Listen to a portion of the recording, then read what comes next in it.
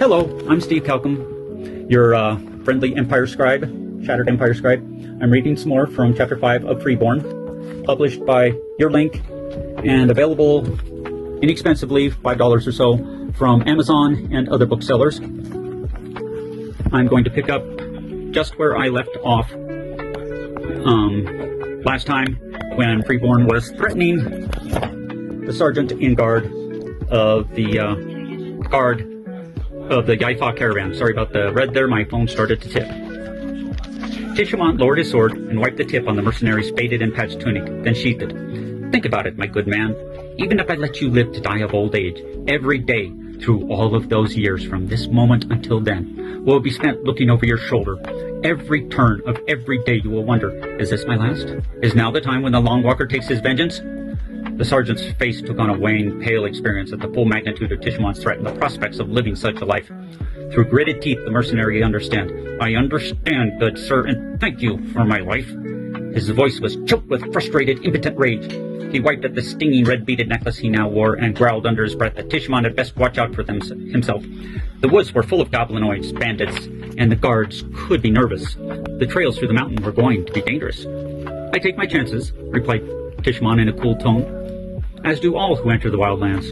For the goblins don't care who they shoot, and a sergeant can die as easily as the next man. Although a hungry goblinoid is likely to go for a big target such as yourself before they go after something as small as myself. He gestured for Freeborn to follow and started walking away. As if he had suddenly remembered something, Tishamont stopped and turned. A word of warning, boys.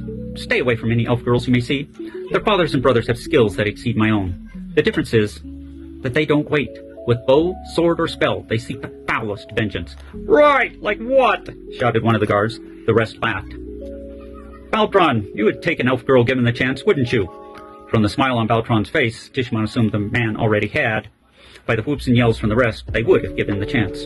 Now, suppose a day or two after you've had your fun, you awaken to find you've been changed into a girl, and are in the process of being sold to a slaver's caravan, and you are doomed to spend the rest of your youth slaking the lusts of all who choose you. Your old age will be spent as a scullion, cleaning up after the nightly parties, or the owners of the pleasure house may just slit your throat and throw you to the scavengers. Of course, you could be lucky, in which case your life will come to a quicker end as you bleed out from an arrow wound, while the wolves and vultures wait, or perhaps don't wait, to pick your bones. Tishamont whirled about and began walking away. Freeborn followed, half dazed from the emotional strain, as Tishamont wove through the milling throngs of merchants and their families. When they found the caravan masters, Tishamont explained about their little disagreement with their chief guard and asked if they could leave their donkey and goods with the caravan. They would scout out the route each day and select a campsite for the wagons to use each night. If they discovered any danger, Tishamont would send Freeborn back to warn them. That way, hopefully, they could avoid being caught by surprise. The caravan masters agreed to the Long Walker's suggestion, and they settled on a site about 3½ leagues away. Their arrangement with the caravan settled, Tishamont and Freeborn turned towards South Gate. Because their chit would not allow them to pass through the inner rings of the town, they had to make a circuit through the merchant's ward. They wove through seemingly endless markets flanked on either side by permanent shops with the owners' dwellings perched on top. There they saw everything from oysters to the pearls robbed from their bodies. Hawkers of roughly cured hides competed with merchants, extolling the virtues of their bolts of linen and velvet. A cacophony of scents ranging from the subtlest perfume to the rank odor of the cattle pens assaulted his nose. When they passed a slaughterhouse, Freeborn discovered that there was something that smelled worse than the stock pens.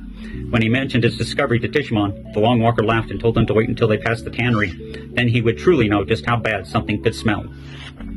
And that is where this video ends. In a few days, perhaps I'll start uploading Chapter 6, and I look forward to seeing comments about my reading and what you think of the book. Until next time, thank you very much.